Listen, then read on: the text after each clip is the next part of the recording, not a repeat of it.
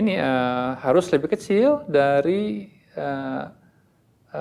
lebar setengah selang ini, yaitu Z alfa per 2 kali sigma per akar N. Gitu. Kenapa diambil harga mutlak? Karena mu bisa di sebelah kiri X bar atau di sebelah kanan X bar. Untuk menghindari nilai negatif, kita kasih harga mutlak agar sudah positif. Karena lebar kan positif.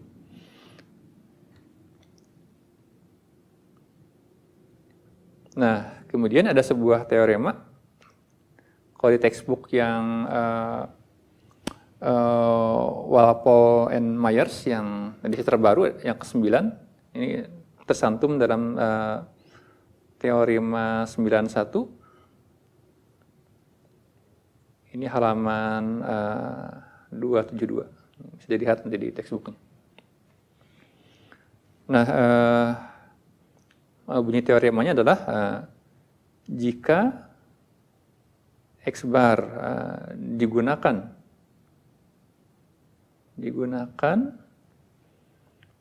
untuk menaksir atau mengestimasi atau menaksir nilai rataan mu populasi. Jika kita menggunakan X bar sebagai penaksir bagi rataan populasi mu, maka kita bisa yakin sekian persen. Di sini dinyatakan dalam 1 min alfa kali 100%.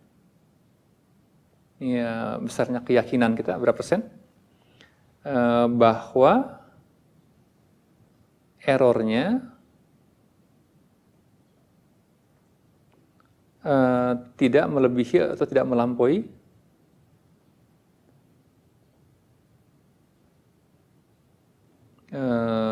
Z alfa per 2 kali sigma per akar N. Ini dari sini. Di situasi grafisnya bisa dilihat dari sini.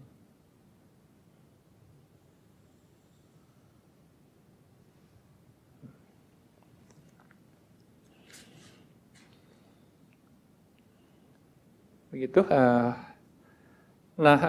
Kemudian karena besarnya sampel, dalam arti banyaknya elemen sampel itu N ya, itu mempengaruhi sempit lebar selang estimasi. Gitu. Nah, terkadang kita ingin mengetahui sebenarnya berapa sampel yang kita butuhkan, sampel yang kita ambil agar si rataan yang kita cari, yang kita estimasi ada di dalamnya. Gitu. Yakin misalkan 90%, 95% atau 90% dengan jumlah sampel sejumlah N yang kita coba tentukan, yakin bahwa menjamin bahwa si rataan populasi ada di dalamnya, tercakup dalam selang tersebut. Gitu. Nah, jadi berdasarkan teorema ini, gitu, bahwa errornya akan lebih kecil dibandingkan Z alfa per 2 kali sigma per akar N. Ini error ini lebih kecil dibandingkan selang ini. Nah, kita ambil batasnya. Gitu. Jadi menurut teorema ini, kita harus mengambil ukuran sampelnya jadi sejauh-jauhnya ya. Jadi error ini sejauhnya di pinggir nih. Jadi sejauh-jauhnya si errornya itu tidak boleh melebihi ini. Sejauh-jauhnya segini aja. Di sini errornya. Sejauh-jauhnya. Apa artinya? Ini paling jauh bahwa error ini, lebar errornya berarti sama dengan Z alfa per 2 kali sigma per akar N. Gitu. Terus jauh-jauhnya. Jadi kita punya relasi error E sama dengan Z alfa per 2 kali sigma per akar N. Gitu. Ingat sigma per akar N itu kan sama dengan Z alfa per 2, ini adalah standar error dari rataan sampel. Kali. Nah, dengan demikian dari sini kita bisa menuliskan akar N sama dengan Z alfa per 2 kali sigma dibagi errornya. Atau dengan demikian besarnya sampel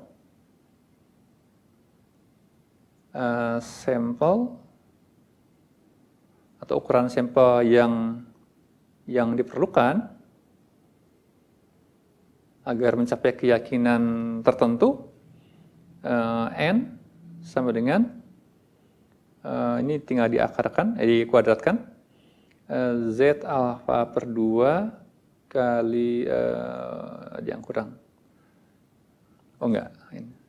kali sigma dibagi error kuadrat. Nah, jadi ini melahirkan teorema yang berikutnya, teorema yang 9.2 yang di buku Walpole halaman juga 272. Jadi ketika menggunakan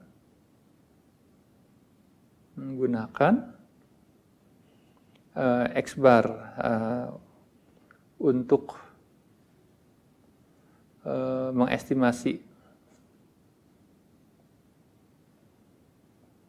mu, kita bisa yakin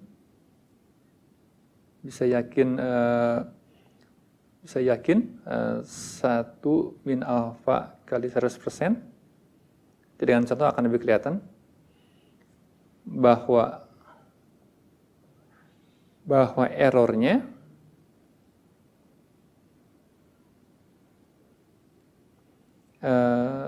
tidak akan melebihi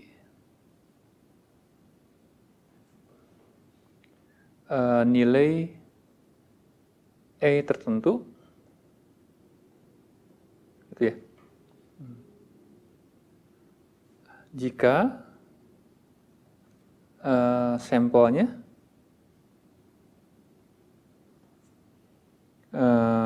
berukuran N sama dengan Z alfa per 2 kali sigma dibagi error kuadrat, begitu.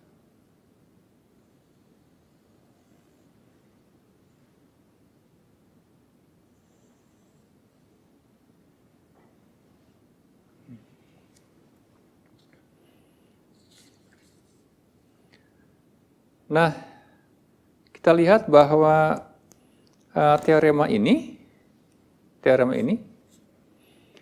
itu hanya bisa diterapkan pada kondisi sigma diketahui. Jadi ini hanya berlaku untuk variansi sampel populasi. Ini parameter variansi populasi sigma kuadrat diketahui. Jadi kalau variansi populasi diketahui, maka simpangan bakunya akan bisa kita ketahui, begitu. Jadi kasus ketika variansi populasi diketahui atau parameter populasi diketahui, gitu. Nah, nanti terkadang yang nggak diketahui bukan hanya mu nggak diketahui, juga variansi populasi juga nggak diketahui, gitu. Kita akan masuk ke case tersebut gitu. Namun sepanjang ukuran sampelnya itu di atas 30, maka kita masih bisa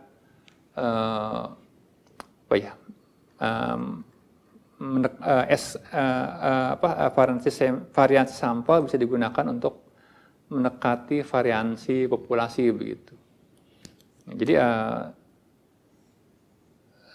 kalau misalkan mu nggak diketahui, kemudian variansi populasi nggak diketahui, kita hanya mengandalkan rataan sampel dan variansi sampel, itu ya. Ingat bahwa sampel itu kan punya ukurannya. Ini ya sebanyak n. Nah, jika ukuran sampel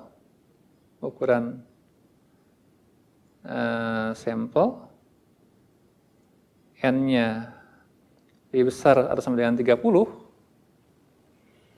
ini menurut teorema limit pusat, gitu. Maka variansi sampel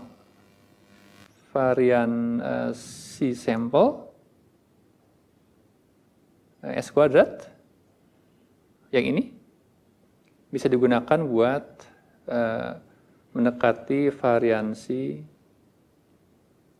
populasi sigma kuadrat. Kalau jumlah ukuran sampelnya adalah 30, jadi ini bisa digunakan buat menggantikan ini. Gitu. Jadi tadi pernyataan yang X bar min Z alpha per 2 tadi sigma per akar N mu X bar plus Z alpha per 2 kali sigma per akar N. Nah, ini bisa digantikan oleh variansi yang diturunkan dari sampel ini aja. Dengan sejumlah N data. Kalau tadi ukurannya adalah di atas 30, harus sama dengan 30.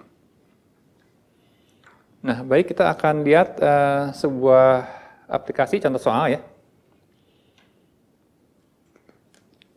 Ini soalnya diambil dari teks buku yang sama. Kita lihat contoh 1. Contoh 1. Ini diambil dari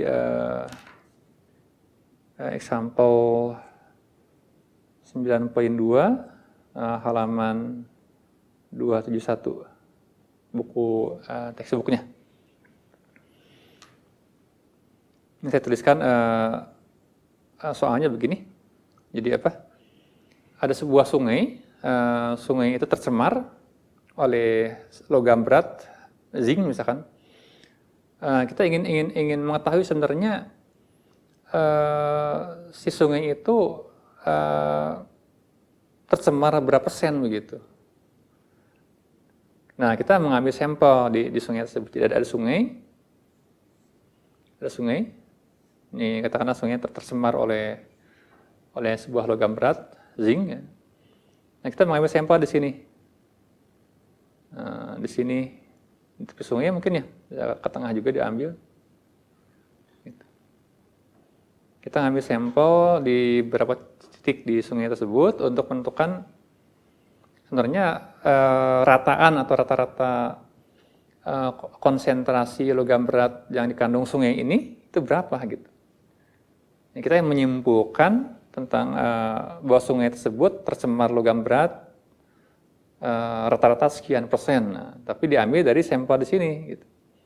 Jadi tidak bisa kita menyebutkan bahwa sungai tersebut tercemar oleh logam berat zinc sekian gitu. Tapi kita ngambil satu sampel aja di pinggir lagi kan. Itu nggak boleh. Jadi kita harus mengambil secara acak di beberapa titik. Berapa jumlahnya begitu. Nah, ini soalnya ke situ gitu. Jadi bunyi soalnya begini. Berdasarkan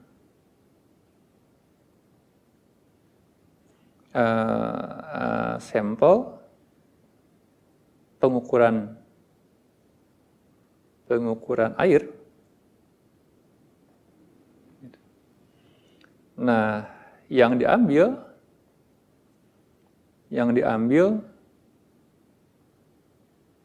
dari 36 lokasi. Jadi ini ambil di pinggir yang ini 1, ini 2 di sini, diambil sampelnya, kemudian yang ketiga di sini, keempat di sini, kelima di sini, sampai ke 36 sini. Ya kan 36 lokasi ya gitu. Pengukuran air yang diambil dari 36 lokasi yang berbeda. Gitu. Pada sebuah sungai yang satu, bukan sungai yang berbeda. Pada sebuah sungai. Jadi air sungai yang besar ini itu semua ada populasinya. Populasinya nih. Kita ingin mengetahui kadar sungai ini, bukan kadar satu bagian aja gitu. Ini populasinya. Ini ada sampelnya di berapa titik gitu. Jadi sungai adalah populasinya. Kemudian ditemukan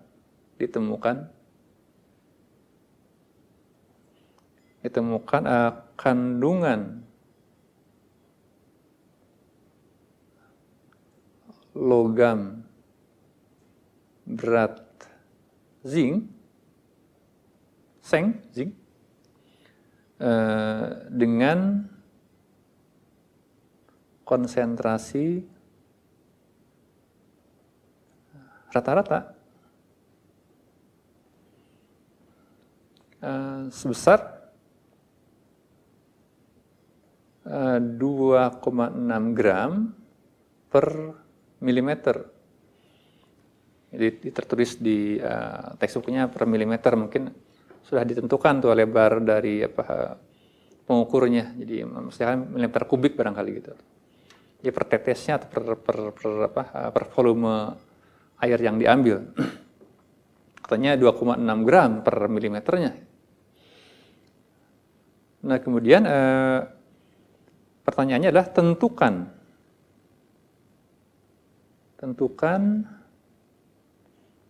konsentrasi rataan zinc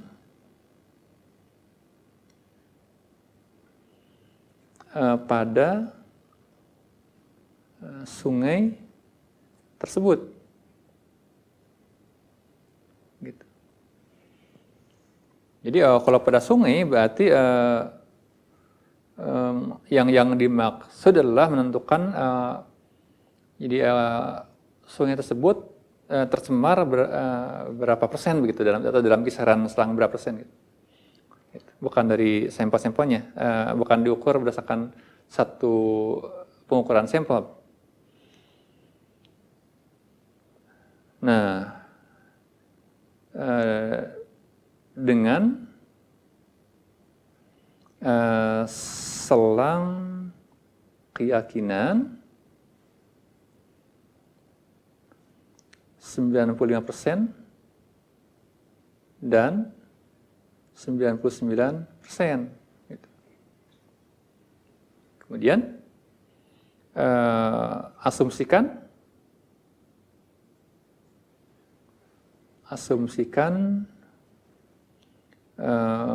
bahwa simpangan baku sebesar 0,3 gram per milimeter. Gitu. Jadi yang dicari adalah berapa konsentrasi zinc di sungai ini. Gitu. Nah, di sini kita lihat bahwa simpangan baku sebesar 0,3 gram per milimeter. Artinya simpangan baku sungai, dari manapun caranya, mungkin para ilmuwan sudah bisa menebak sekian. Gitu. Simpangan bakunya adalah parameter sungainya 0,3 gram per milimeter gitu.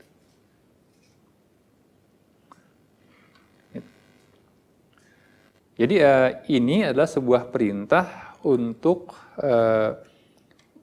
menuliskan tentang selang ini min Z alpha per 2 per akar N ini untuk membuat statement ini